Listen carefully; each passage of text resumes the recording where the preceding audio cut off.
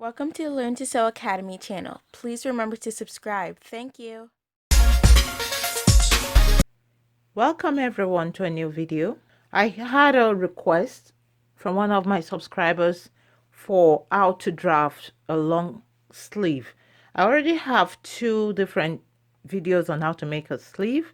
I had one that was just basic freehand, and I had a second one that showed you more details when it comes to using cap height and all that. But I realized I didn't really explain this particular aspect, so I wanted to do this video and to explain this aspect. And I'll also show you how to draft a long sleeve. So what I have here is just what a basic sleeve will normally look like. Excuse my diagram, this is very rough, I know, but I just wanted to explain some certain things. There are different ways that people are using to achieve their sleeves, and it depends on the individual. Whatever you feel works for you as you practice using different methods, whatever you really feel most comfortable with, or the kind of sleeve you really like, the advice is just to stick to that method and to keep using it, whatever is working for you. But again, I'm going to be just explaining the mechanisms here, and I'm just going to briefly explain some terminologies here. This is like a flat. When you're looking at the sleeve in the flat mode, this is what it's going to be looking like. So there are certain things I'm going to be explaining here. We have the cap height, we have cap line, we have armhole, which, like I explained, is in a way optional because not many people measure the armhole. But for those that don't measure it, they use some standards, and I've explained that in some of my other videos. I will link that in the description so you can watch those videos as well. And then we're going to be talking about the sleeve length.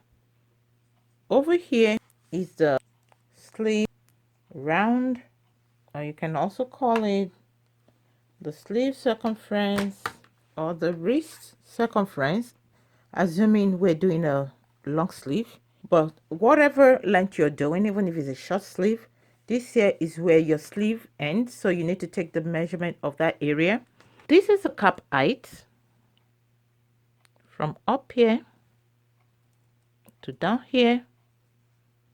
It's your cap height. Then this length right here is called the cap line.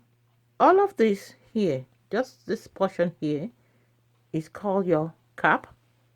And I have a video on how to make a cap sleeve, which is what we have just here, going from this edge to here, a cap sleeve. I did a video on that not too long ago. If you'd like to see that too, I'll put the link in the description as well. Now, if we trace this cap height, if we draw this line all the way to the bottom, that's what is usually called the grain line. So now, how do we measure these different things we have here, and how do we know what to use? Some people will also use the elbow measurement. What determines the fit of your sleeve is usually from up here to right around here. This here, most times if you're doing just a long basic sleeve, does not really affect the fit that much. So once you get this portion right, you can just do a straight line. You do your sleeve round over here, and you can just connect from here all the way down, here all the way down, and you should be okay if you're not doing an elbow measurement. However, if you decide to do an elbow measurement, you can do that as well. And what you will normally realize is that as you progress from over here, as you progress down from this cap line all the way down, you'll notice that the measurement of your arm is decreasing all the way down to around the wrist area. So that is why it's also safe to just do your straight line across like that if you're not measuring the elbow circumference. Around this area is the bicep or the upper arm. Now all across like this, around this is what is called the cap seam circumference. This circumference here is what fits into your armhole. What this really is all around here is your armhole measurement. So from this midpoint down here, you want to make sure that whatever you have here, from here all the way down here, corresponds to half of your armhole. That is, whatever your armhole is divided by 2. So when you cut your blouse or your dress, you're going to have an armhole. So over here, what you have, the measurement you have here is going to be this measurement here, because this right here is half of your total armhole. And when you start to cut your sleeve, you are usually going to be folding it. You don't cut it flat like this. You fold your fabric into 2. So this line right here, which I said we can extend all the way down, and it's called the gray line, that is the midpoint of your sleeve. So that when you fold your sleeve, in the process of cutting a sleeve, this right here is where you're going to be doing your measurement towards one side, either this side or this side, because you would have folded them into 2. So what you have here, you want it to correspond, the measurement you have here, you want it to correspond to what you have here. So how do you determine what your cap height will be? For different people, the cap heights are different. Also, sometimes when you're making different types of styles, the cap heights may be different, like if you're making a jacket compared to making a regular top. But there are different ways people determine the cap heights. For some, they go by certain standards, and some may actually measure from the shoulder joint right there to wherever their bicep is.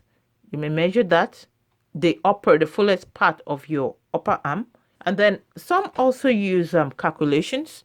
So you can actually say whatever your bust measurement is, say your bust measurement divided by 12, and whatever you get, you add half an inch to that, 0.5. But basically, some will just use the standard depending on the individual sizes.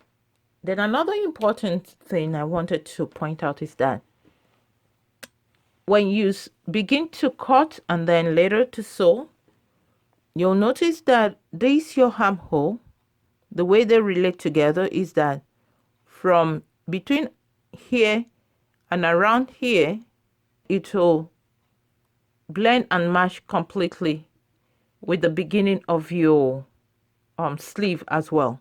And then after that point, they both seem to go in different directions. You can see that this is going this way, like it's coming out. Meanwhile, this is coming in.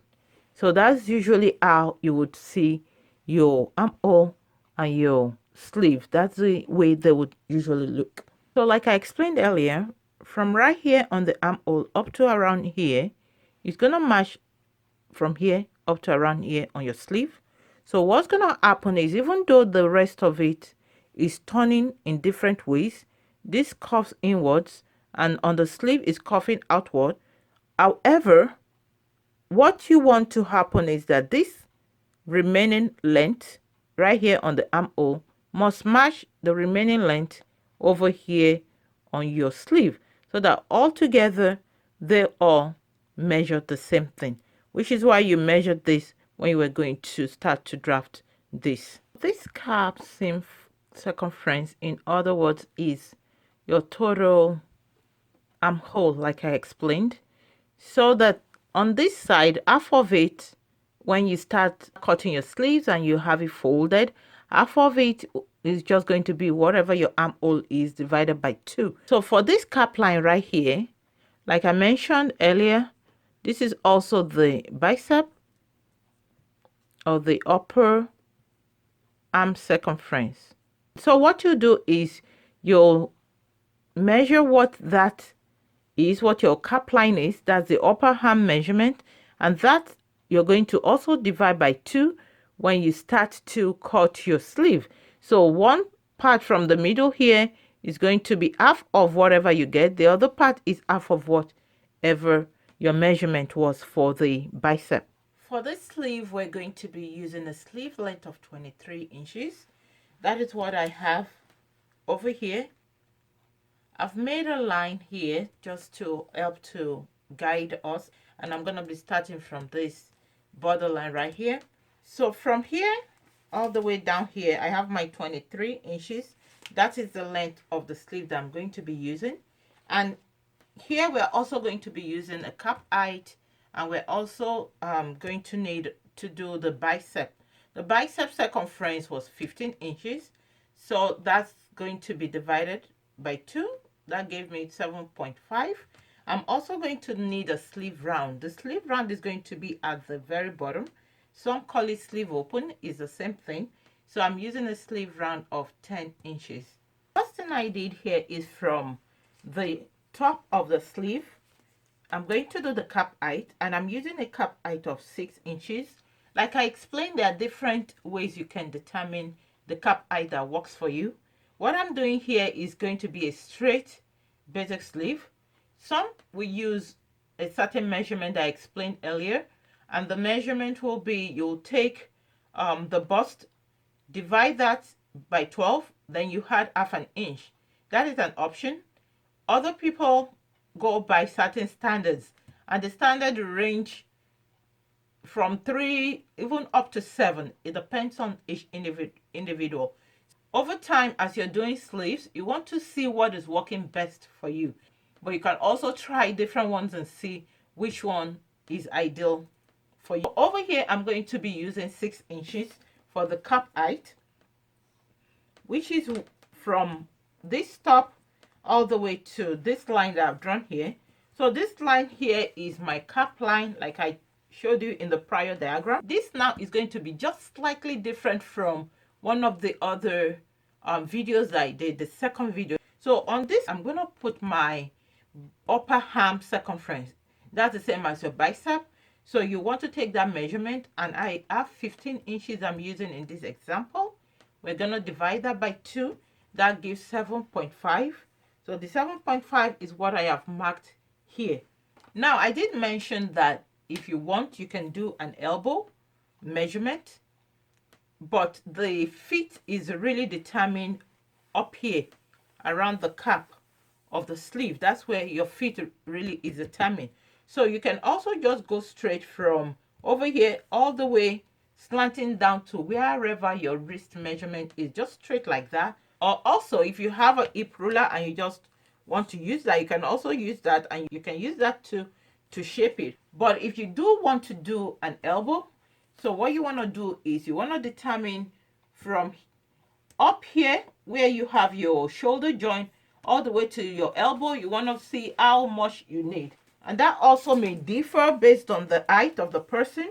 So you just measure whatever your elbow is, right from the top of the sleeve all the way to wherever you have determined your elbow will reach. So you just measure that, and you take a circumference around that elbow area, and whatever the length is from the tip of your sleeve, you want to measure that elbow too. And you find out that the difference will not be too wide. It's not too wide because the arm progresses just steadily from the armpit all the way down. It's just like a gradual progression. So even when you do measure your elbow, we are expecting to have something that will be very close to you having a straight line, which explains why many will just go ahead and just do a straight line. Now, before I go further, I just want to bring it to your attention that this was folded into 2, like that. So you're going to fold your fabric into 2. And if you want to cut 2 sleeves together, then you're going to fold your fabric first into 2, and then you fold it again in such a way that you have 4 layers on the side. And when you start to do your measurements, you always start it from the middle, because this is going to be the middle of your sleeve. So you want to start to measure from your full fold. Then at the bottom here, we're going to use a sleeve round of 10 inches. That is the wrist measurement. So the 10 inches, we're going to divide that also into 2, because again, we have folded this into 2. So we're going to divide 10 by 2 will give you 5. So you just do your 5 inches. So at this stage, I'm not putting the seam allowance yet. If you like, you can start to put the seam allowance as you're measuring. If you want to do 1 inch, you can just put your 1 inch seam allowance right there, or half an inch, whatever seam allowance you want to do. You can put it right away, and at the bottom too, you can put whatever seam allowance you're going to be using. But I just want to explain the basics first. What you want to do now is you want to connect this all the way here. Now we're going to work on the cap area. You want to take from here, you want to join it to right at the tip of where you're going to be having your sleeve, the top of your sleeve. So just do a straight line like that. And we want to now measure this, and we'll look for a midpoint. Just pick wherever you have there and do your tape measure. You know you're looking for a midpoint. Fold that into 2. Whatever you have here is your midpoint. You are now going to take your curve ruler, and you want to go from here, you want to connect it here. If you don't have a curve ruler, you can also still use your freehand. And the more you practice, the more you will be more familiar with using your freehand, if you decide to do that. So what you want to do is you want to go from there, and then you want to go the other way, and right from that midpoint too. So this is what's giving you that your inverted S that we talk about a lot. Or sometimes it looks like an S depending on how you're positioning your sleeve. So I explained in my other videos that nowadays, most times when you go and get a ready to wear outfit, a ready-made, most times you'll discover that the front and the back sleeves are the same. You know, so in that case now, you can see many people that now cut their sleeves and just leave it like that. They make the front and the back the same. But if you want to cut the front part different from the back, so what you just do is you simply just come up by half an inch at that midpoint area, and you just simply use your curve ruler and you join that to that same point again.